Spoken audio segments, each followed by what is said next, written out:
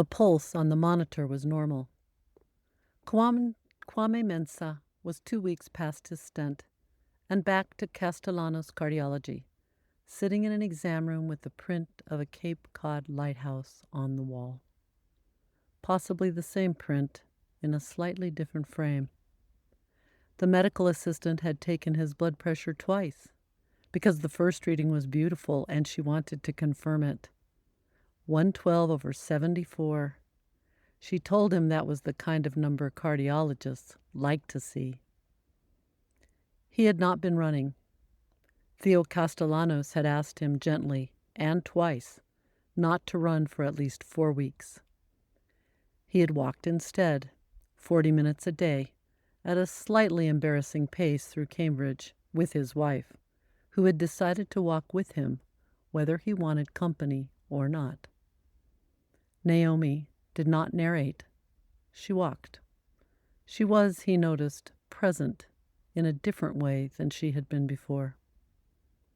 Theo came in carrying the same laptop. He looked today like a man with good news.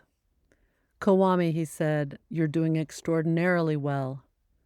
"I feel extraordinarily well." "The stent is open. Your numbers are excellent. We'll see you back at 6 months, and then annually. In between, your primary care team will handle the longitudinal management, the lipids, the blood pressure, the medication titration. I'll stay copied on anything cardiac." Kwame nodded. He had 2 questions. 2 weeks ago he would not have asked either of them. "Theo," he said, "who's my primary care team?" Theo looked up. "Dr. Levine, isn't it? Beth Israel?" "I've seen Dr. Levine twice in 5 years. The last time was 2024. She left the practice. The person who replaced her is a man named, I don't remember his name. I've never met him." "All right." Theo paused, calibrating. "Then you'll want to establish care with someone soon. I can give you a list. And in the meantime, who is managing me?" "You are." Kwame did not answer right away. "I'll send the discharge summary to whoever you tell me to send it to," Theo said, "and I'll stay copied. You have my office. You have my cell, actually. I gave it to your wife. Call me if anything feels off." "Thank you, Theo." "You're going to be fine."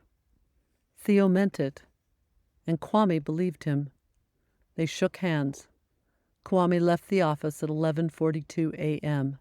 and stood in the elevator for the 8 floors down without thinking about anything in particular, except the question of who was managing him. Chapter 2.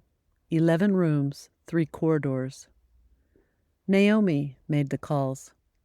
The practice that had taken over Dr. Levine's panel had availability for new patients in 6 weeks. Naomi explained that her husband had had a coronary intervention and needed handoff care. The receptionist was sympathetic. The calendar was the calendar. The earliest visit was 3 weeks out with the Dr. Ruben Asare. Naomi took it. She came home and sat at the kitchen table with the folder. She had read every page of the folder by now. She had also started 2 days ago what Chiron had called the questions.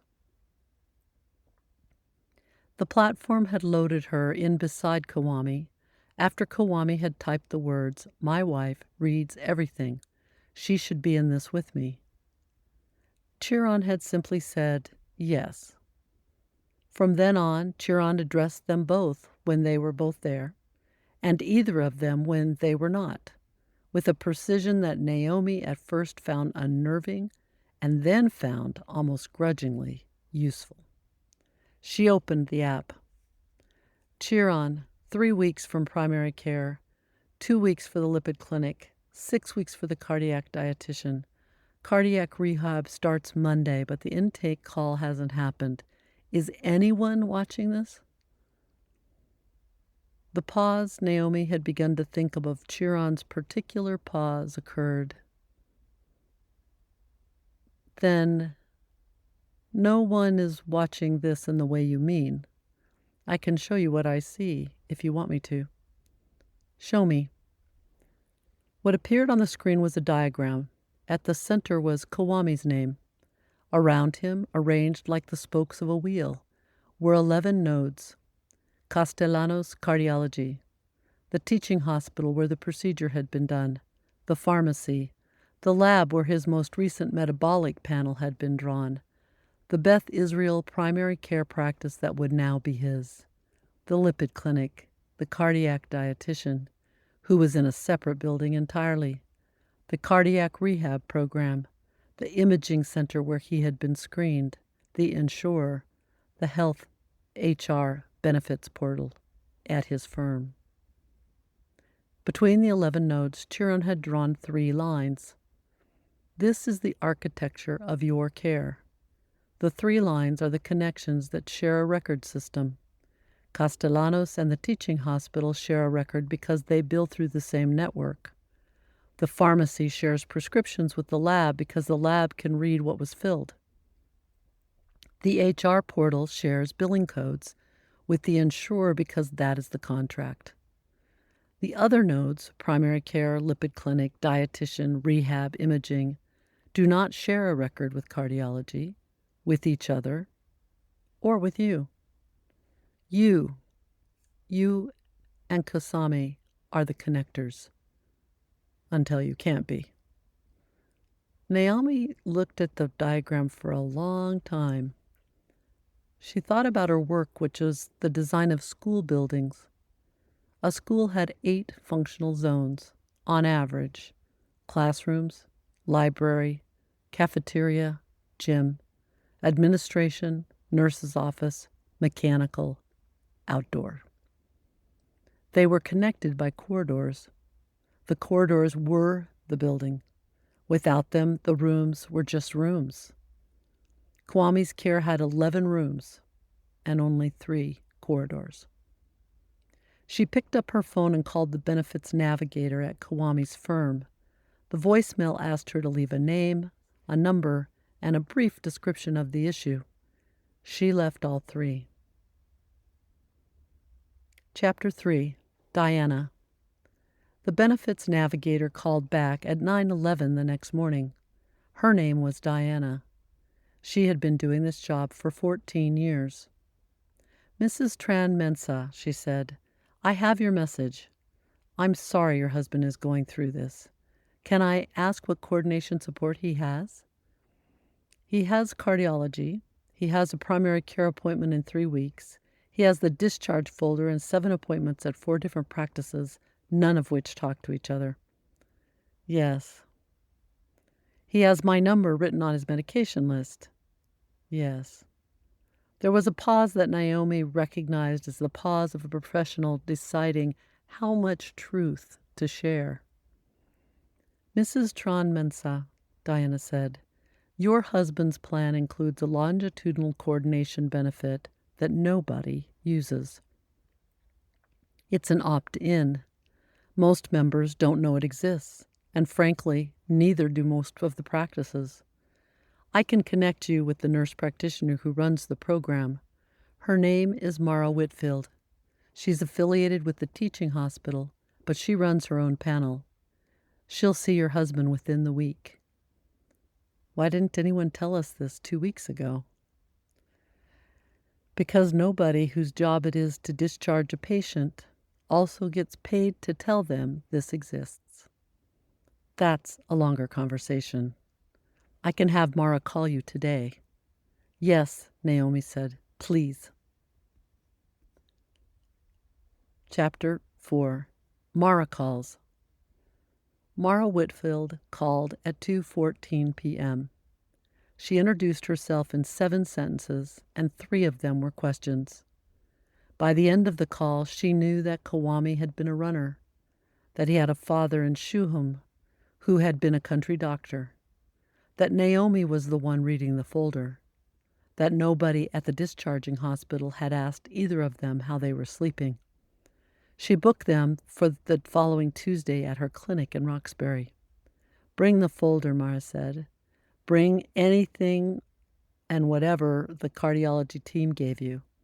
Don't worry about these records. I'll request them. They'll take 10 to 15 business days, Naomi said. I know, Mara said. I'll start anyway.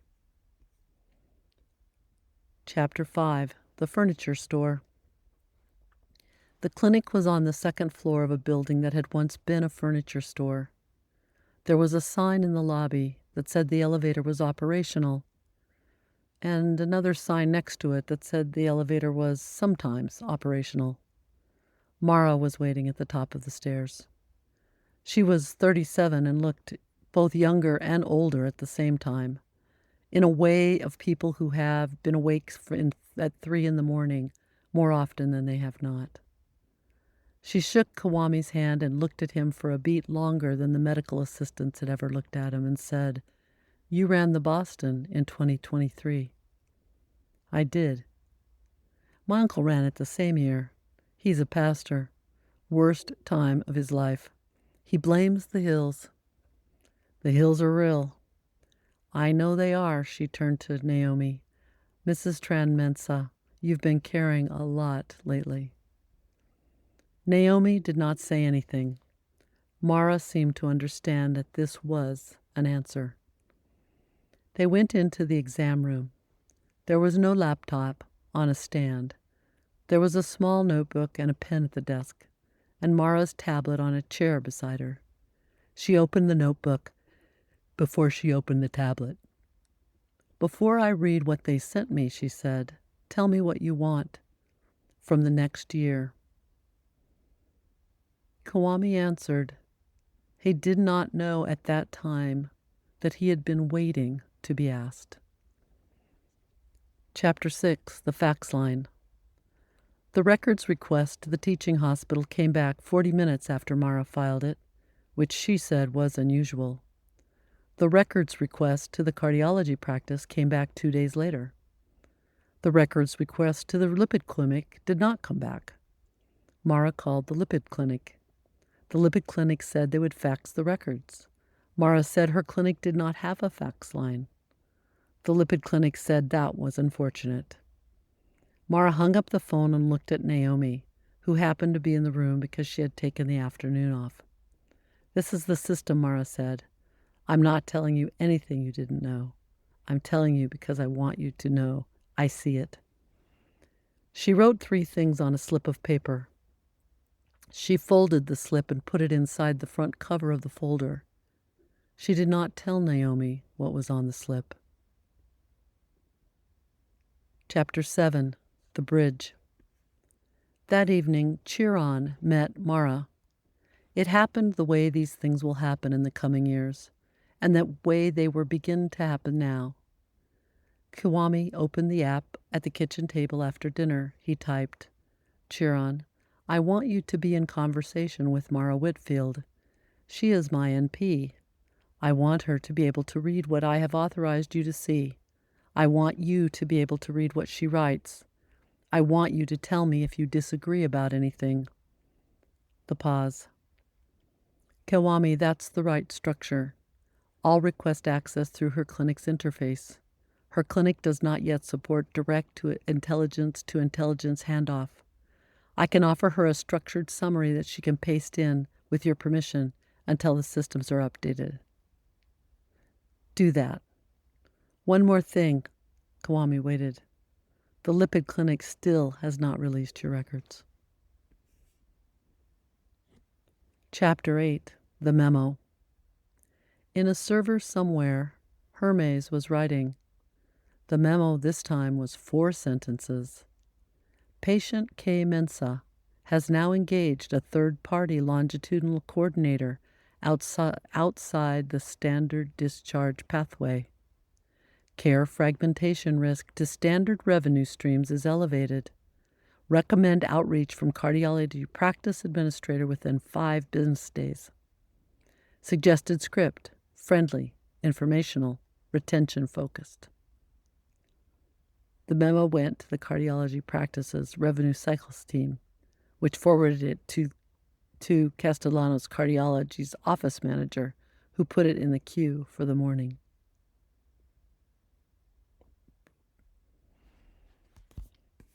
Hermes filed a copy. Chapter 9. The Napkin. It was 9:47 at night when Mara finished her notes. The clinic was quiet. The other rooms were dark. She had locked the front door at 6:30, but had stayed at her desk because she always did, and because tonight the desk had Kwame Mensah's folder on it. She had drawn the architecture of his care on a paper napkin she had taken from the break room, because the back of his folder had no white space left. At the center of the napkin she had written K.M. Around him she had 11 boxes. She had drawn 3 lines. She had drawn a 4th line in a different color of pen from a box she labeled M.W. on the edge of the napkin, with arrows pointing to every one of the 11 nodes. Then she had drawn a 5th line in a 3rd color from a small box she had labeled Chiron in the corner, with arrows pointing to M.W. and K.M. She looked at the napkin for a moment, folded it once, and slipped it inside the folder. She did not know yet what she was building, but she was building it.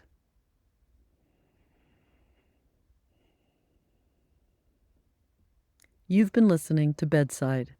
This was episode 2, The Architecture. Next Sunday, episode 3, The Question. Bedside is from the world of Dr. AI. The companion essays and the book the show is built on are at blackstone.substack.com. I'm Robin Blackstone. Thank you for being here.